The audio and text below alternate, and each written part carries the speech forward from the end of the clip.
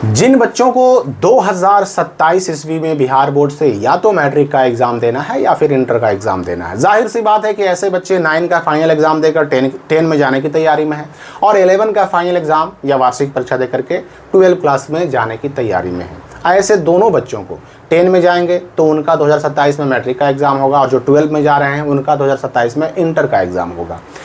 अब ये 9 का और 11 का फाइनल एग्जाम तो हो चुका है, वार्षिक परीक्षा तो हो चुकी है। अब ये 9 वाले 10 में कब जाएंगे, 9 का 10 में एडमिशन कब होगा और 11 वालों का 12 में एडमिशन कब होगा। 12 एडमिशन 2026 एंड 10th एडमिशन 2026, इसी की हम बात करने वाले हैं इस वीडियो में कि एडमिशन कैसे होता है, प्रक्रिया क्या है उसकी, कितने पैसे लगते हैं, क्या क्या डॉक्यूमेंट लगता है और एडमिशन अगर क्या कोई ऐसा भी सिचुएशन है, सिनेरियो है कि जिसमें बच्चे का एडमिशन ही छूट जाए और वो बच्चा 9 से 10 में ना पहुंच पाए, 11 से 12 में ना पहुंच पाए और फिर 2027 में जो मैट्रिक इंटर का एग्जाम होना है उसमें शामिल ना हो पाए।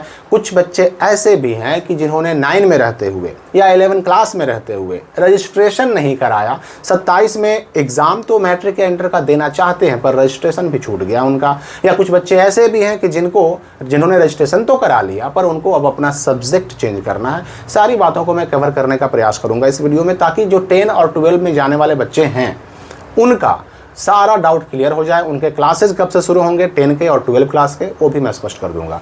देखिए, पहली बात मैं आपको स्पष्ट कर दूं कि जो विधिवत नामांकन की प्रक्रिया होती है, जो सिस्टमैटिक एक एडमिशन का जो प्रोसेस होता है, वो या तो 9 क्लास में होता है या फिर 11 क्लास में होता है।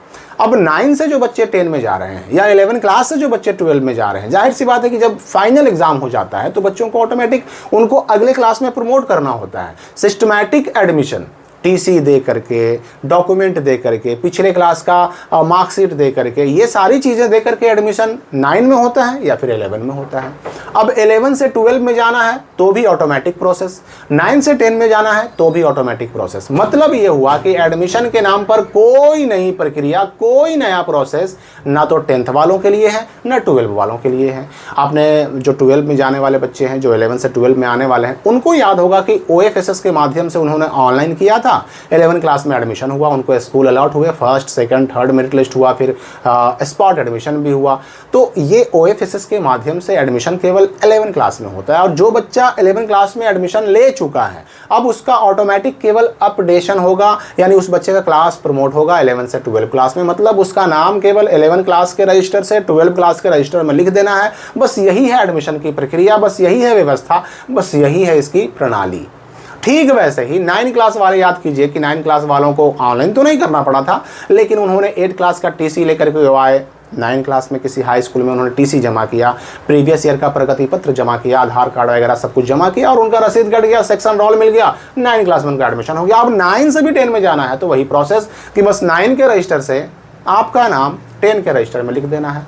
अलग से कोई एडमिशन की प्रक्रिया नहीं होती। लेकिन यहाँ पर समझ लीजिए कि चूंकि अब 9 से 10 में जा रहे हैं, 11 से 12 में जा रहे हैं, तो अगले क्लास का जो वार्षिक शुल्क है वो तो आपको देना ही पड़ेगा। तो रसीद कटेगी, अगर हो सकता है एडमिशन के नाम पर आपको कहा जाए कि आपको वार्षिक शुल्क देना है, पैसा जमा करना है, तो उस वक्त जो शुल्क आपसे जमा लिया भी जाएगा वो आपका 12 क्लास का शुल्क होगा, क्योंकि सरकारी स्कूलों में भी एक सालाना फ़ी होता है ना भाई, और उस सालाना फ़ी को तो आपको देना ही देना है। अभी दीजिए या बाद में दीजिए तो देना ही पड़ेगा आपको। तो वो शुल्क लिया जा सकता है आपसे, लेकिन एडमिशन के नाम पर अलग से कोई पैसा लेने का प्रावधान होता ही नहीं है। 11 में होता है, 9 में होता है, लेकिन 12 में और 10 में नहीं होता है। अब रही बात कि ठीक है, चलिए मेरी बात ही मान लीजिए आपकी, हाँ भाई एडमिशन ऑटोमेटिक हो जाएगा, ठीक है ऑटोमेटिक ही होगा, लेकिन ये चीज़ आपको पता करना है, अपने स्कूल से एक बार पता कर लेना है कि भाई हम 9 से 10 में जाने वाले हैं तो क्या हमारा नाम ऑटोमेटिक 9 से 10 के रजिस्टर में चला जाएगा या फिर हमें भी कुछ करने की ज़रूरत है। ठीक वैसे ही 11 वाले भी पता कर लें अपने स्कूल से कि हमारा नाम अपने आप 11 से 12 में चला जाएगा या फिर हमें भी कुछ उसके लिए प्रक्रिया का पालन करना पड़ेगा। और अपने स्कूल से जो आपको निर्देश मिले, डायरेक्शन मिले, उसका आप पालन कीजिए, उसका आपको पालन करना आवश्यक है। ठीक है, अब यहाँ पर ये भी मैं बता दूंगा आपको कि 11 से 12 में जाना हो चाहे 9 से 10 में जाना हो, ठीक है, जो वार्षिक परीक्षा होगी, एनुअल एग्जाम हुआ, उसका देना आवश्यक होता है। हो सकता है कुछ स्कूल वाले एग्जाम ना देने वालों को परेशान भी करें, उनको अगले क्लास में जाने से रोक भी दें, ये भी एक समस्या का सामना आपको करना पड़ सकता है। तो अलग से कोई फीस नहीं, अलग से कोई प्रक्रिया नहीं, अलग से कोई डॉक्यूमेंट नहीं, बस नाम को अगले क्लास के रजिस्टर में अपग्रेड कर देना होता है। बस इतना ही है 9 से 10 में एडमिशन की प्रक्रिया और 12 में एडमिशन की प्रक्रिया। लेकिन अब सवाल ये उठता है कि ये प्रक्रिया होगी कब? हम 12 के स्टूडेंट कब से माने जाएंगे? हम 10th के स्टूडेंट कब से माने जाएंगे? और कब से हमारा 12 वाला क्लास शुरू होगा? कब से हमारा 10 वाला क्लास शुरू होगा? तो मैं आपको बता दूं कि अप्रैल अब शुरू हो चुका है। अप्रैल से ही 11 वालों को क्लास अपडेट कर देना होता है, यानी 12 उनको मानना होता है। 1 अप्रैल से उनकी पढ़ाई 12 क्लास वालों की जो है पढ़ाई 12 क्लास के हिसाब से शुरू कर देनी होती है और 9 वालों की पढ़ाई 10 क्लास के हिसाब से शुरू कर देनी होती है। उनका क्लास अपग्रेड कर देना होता है 1 अप्रैल से, यही वो टाइम है। तो अपने स्कूल से पता कर लीजिए कि आपके यहाँ क्या व्यवस्था है। अब रही बात कि जिन्होंने रजिस्ट्रेशन नहीं कराया, तो भाई जून से जुलाई होते होते छूटे हुए बच्चों का रजिस्ट्रेशन डेट आ रहा है। जिनका 9 में छूट गया, 11 में छूट गया रजिस्ट्रेशन, आपका जून से जुलाई होते होते डेट आ जाएगा। बहुत हुआ तो अगस्त जाएगा, उससे पार नहीं होगा। और उस छूटे हुए डेट में आप रजिस्ट्रेशन करा करके 2027 में एग्ज़ाम दे सकते हैं, मैट्रिक या इंटर का। अगर किसी का रजिस्ट्रेशन हो चुका है लेकिन सब्जेक्ट बदलवाना हो या किसी अन्य डिटेल में सुधार करवाना हो, तो वही जून से जुलाई होते होते डमी रजिस्ट्रेशन कार्ड आएगा। 9th वालों का, जो भी 10 में जा रहे हैं उनका भी, और जो 11 से 12 में जा रहे हैं उनका भी डमी रजिस्ट्रेशन कार्ड आएगा जून से जुलाई होते होते। और डमी रजिस्ट्रेशन कार्ड आने के बाद आप अपने सब्जेक्ट को भी बदल सकते हैं, फोटो सिग्नेचर को भी चेंज कर सकते हैं, अपने अन्य किसी डिटेल्स में भी बदलाव करना चाहें तो कर सकते हैं, उस वक्त आपको मौका मिलेगा। एग्ज़ाम फॉर्म 2027 में जाहिर सी बात है कि मैट्रिक इंटर का एग्ज़ाम देना है तो एग्ज़ाम फॉर्म भी तो भराएगा। एग्ज़ाम फॉर्म भराता है अगस्त लास्ट या सितंबर में।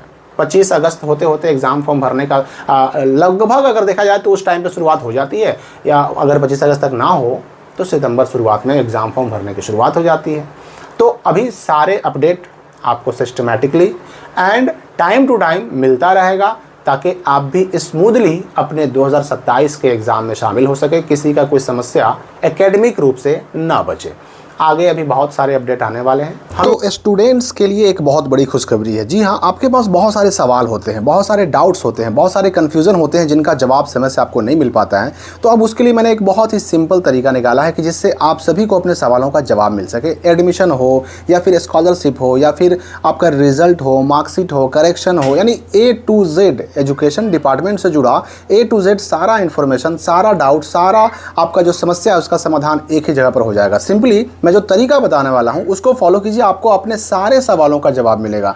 और आप जो भी सवाल पूछेंगे उस सवाल का जवाब 100% आपको वापस रिटर्न में उसका रिप्लाई ज़रूर मिलेगा। सिंपली इसके लिए गूगल में सर्च कीजिए biharboard.com.in, ठीक है, biharboard.com.in लिख कर सर्च कीजिए। सबसे ऊपर जो रिजल्ट आएगा उसको सिंपली आपको क्लिक करके ओपन कर लेना है। उसके बाद चले जाना है यहाँ 3 डॉट 3 लाइन और मीनू में जाइएगा ना, तो आपको एक ऑप्शन मिलेगा गेट सपोर्ट, ठीक है। गेट सपोर्ट पर आपको क्या करना है कि क्लिक कर देना है। गेट सपोर्ट पर क्लिक कीजिएगा तो यहाँ पर जो है ना अपने सवालों का जवाब, जो भी आपके सवाल हैं जो आप कमेंट में पूछते हैं या फिर ईमेल करके पूछते हैं या फिर व्हाट्सएप पे पूछते हैं, वो सारे सवालों का जवाब पाने का तरीका बताया गया है। नीचे आइएगा तो आपको सिंपली एक जो है ना यहाँ पर मिलेगा बटन गेट सपोर्ट का, और सिंपली इस गेट सपोर्ट पर क्लिक कीजिएगा तो आपके मोबाइल में जो जीमेल ID जो आपका लॉगिन किया हुआ है, यानी जीमेल ऐप जो है खुल जाएगा, ठीक है, ऑटोमेटिक खुल जाएगा।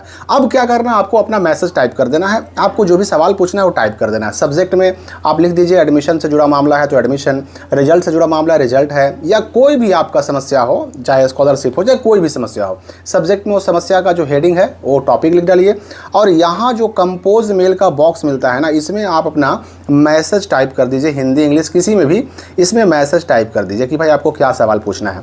उसके बाद ये वाला जो आप देख रहे हैं त्रिभुज टाइप का, ये सेंड का बटन है, इस पर क्लिक कीजिएगा तो आपका सवाल हम तक पहुंच जाएगा, और आपको एज सुन एज पॉसिबल, जितनी जल्दी होगा आपको उस सवाल का जवाब वापस आपके ईमेल पर ही मिल जाएगा। तो इससे क्या होगा कि आपके हर एक समस्या का त्वरित गति से समाधान भी मिलेगा, आपको सॉल्यूशन भी मिलेगा, और हर एक समस्या का रिप्लाई भी मिलेगा।